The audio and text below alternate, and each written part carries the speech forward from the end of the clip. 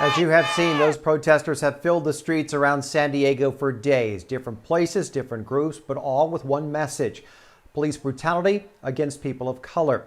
It must stop. But these protests aren't for everyone. Our 10 News reporter Leah Pizzetti shows you how you can get involved on another way. Black Lives Matter! It's a sight being seen across the country. Black Lives Matter! Protests asking for change. This has been an ongoing problem. So what we see in the streets now is not something that just happened, right? Dayo Gore is an associate professor in ethnic studies and critical gender studies at UCSD, and she says there are steps that need to be taken to fight racism. This is not enough. Your apology is not enough. Feeling sorry is not enough. Feeling my pain is not enough.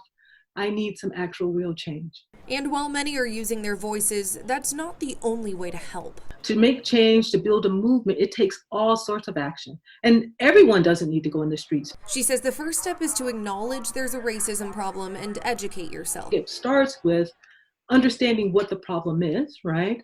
And then figuring out where you best can raise your voice. On a daily basis, be an advocate verbally. When you're hanging out with your friends, do you say something when people say things racist or make assumptions about people just based on the color of their skin? Also, write to political leaders to voice concerns. Gore says some places for change are adding a citizen review board for the police department and reevaluating police funding. But funding other things that will make communities more viable and able to survive instead of simply policing communities. President Obama published his thoughts on how to take action. He made the same point, also saying local leaders are more in control of your community than national leaders. Leah Pizzetti, 10 News.